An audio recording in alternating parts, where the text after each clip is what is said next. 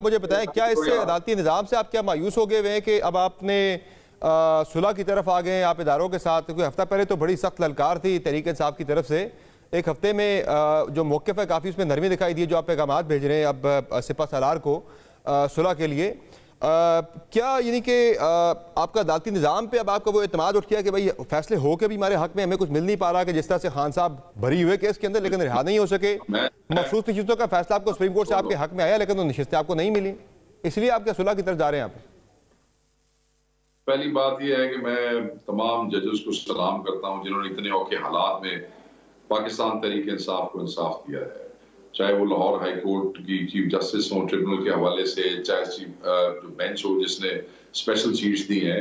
हमारे सामने वो जजेस भी हैं जिन्होंने 6 जजेस ने खत लिखा। सर मैं किसी जज की बात नहीं कर रहा, मैं ओवरऑल पाकिस्तान के अदालती निज़ाम की बात कर रहा हूँ, निज़ाम इंसाफ की बात कर रहा हूँ कि आपके हक में 2 फैसले आए लेकिन आपको मिला कुछ नहीं है।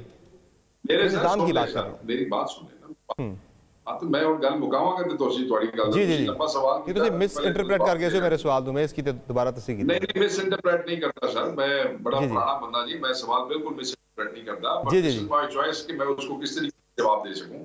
मैं आपको सिर्फ ये बताना चाहता हूं, हम बिल्कुल अदालती निजाम से मायूस नहीं हैं। हम हर छोटे बड़े काम के लिए इंसाफ लेने के लिए अदालतों में मौजूद हैं।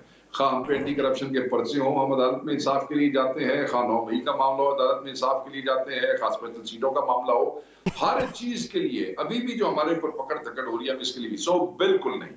हमें पूरी उम्मीद है, हमें इंसाफ इन्हीं अदालतों ने देना है, यही अदालतें हमारे साथ इंसाफ करेंगी और हमें उस पर कोई मायूसी नहीं है। सो आपने जो बात की अपने इंट्रो में भी और यहाँ भी आपने थोड़ी सी बात की कि क्या पाकिस्तान तरीके इंसाफ तो सुलह का फैसला कैसे किया, सुलह का ख्याल फिर कैसे आ गया कि वो जो लड़ाई है उसको सुलह में बदलें और मुफाहमत की तरफ जो अभी आप आए? ये तो अब आपके अल्फाज है ना, सुलह के, हम में से तो किसी ने सुलह वाली बात नहीं की, इसलिए सुलह वाली बात नहीं की कि हमारी तो इदारों से टकराव की पॉलिसी नहीं है।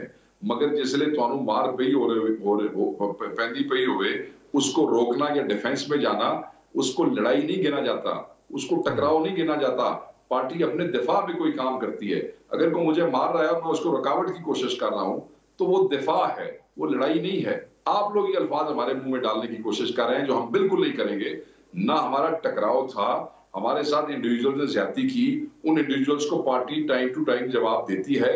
आवाज पाकिस्तान भी हमारी है, इदारे भी हमारे हैं। खान साहब ने वो जो पार्टी के ऑफिशियल ट्विटर अकाउंट से ट्वीटें होती रही है, वो क्या था फिर? वो मशवरा और पैगाम ये है कि चीजें जितनी बढ़ चुकी हैं, सूरत हाल जिस नहज पे पहुंच चुकी है, इससे आगे नून लीग जो ऑलरेडी इस चीज की बेनिफिशियरी है, ये मिसअंडरस्टैंडिंग फैलाएगी तो मुल्क में अनारकी और मुल्क में तबाही हो सकती है। तो आप काइंडली इस मामले को समझें, इन लोगों से हाथ उठा लें। ये डेड वेट हैं, इनको उठा के फेंके अपनी कश्ती में से बाहर और हकीकी लोगों को आगे आने दें, रुकावट न पैदा करें। इसमें कौन सी बुरी बात है? ठीक है। अच्छा, मुझे फाइनली ये बता दें कि 5 अगस्त को तरीके साथ फिर एहतजाज का फैसला किया है। ना जमात इस्लामी ने किसी हुकूमत से इजाज़त मांगी है, वो आके बैठे हैं, अब हुकूमत उनके पास जा रही है। ना तहरीक लबैक ने हुकूमत से इजाज़त मांगी है, अब हुकूमत उनके पास गई, चल के गई उनके पास। आप हर दफ़ा प्लान करते लेकिन एहतजाज करते नहीं, हुकूमत की इजाज़त को देख रहे हैं, ये कमज़ोरी नहीं है पार्टी की? मैं आपको आपकी मीडिया की कमजोरी बताता हूँ, फिर उसके बाद अपनी कमजोरियां जो है वो आपके साथ डिस्कस कर लूंगा। हमने इस जमात इस्लामी ने तो एक शहर में बैठने के लिए एहतजाज का ऐलान किया था और वो कैसे आए और कैसे बैठे वो आपके मीडिया ने दिखाया, मुझे तफसील में जाने की जरूरत नहीं है।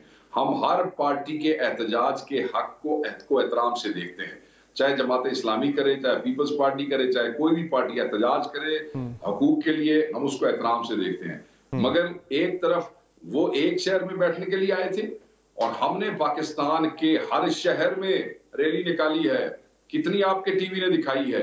हमने कोई इजाजत नहीं मांगी। पंजाब के हर जिले में, सिंध के हर जिले में, बलोचिस्तान के हर जिले में हमारी हर रैली के ऊपर पर्चे दिए गए हैं। 144 के पर्चे हैं। डिटेंशन ऑर्डर्स पंजाब में इशू किए गए हैं, या 9 मई को इशू किए गए थे या इस जुमे को इशू किए गए हैं। आप लोगों ने तो रिपोर्ट नहीं किया। आए आप इस्लामाबाद में जलसा करें, मैं खुद रिपोर्ट करूंगा।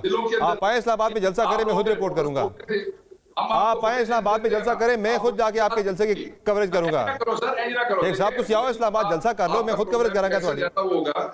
आप कह रहे हैं मीडिया की बात कर रहे हैं ना, मैं कवरेज करूंगा आपके जलसे की जाके सारी। आप कर ही नहीं पा रहे जलसा इस्लामाबाद, जहां से आप कह रहे हैं तीनों सीटें आप जीते हुए इस्लामाबाद की, फॉर्म 45 पे तीनों सीटें इस्लामाबाद की आप जीते हुए, और इस्लामाबाद में आप एक जलसा तक नहीं कर पा रहे।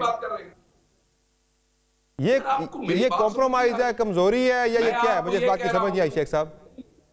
आप मेरी बात सुने, पहले आप बात कर लें, फिर मुझे जवाब देने दें। ऐसे बीच में आप बात करेंगे तो फिर मैं बात नहीं। मैंने तो आपसे ये पूछा, मैं देते पूछा ये कॉम्प्रोमाइज है, ये कमजोरी है, क्या है ये?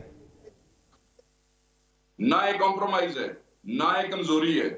ठीक है, इस्लामाबाद का जलसा इस वास्ते रोकिया कि खान साहब ने कैसी बगैर इजाजत तो नहीं करना। ठीक है, चले आपका पॉइंट आ गया सर, आपका पॉइंट आ गया सर। बहुत शुक्रिया शेख साहब।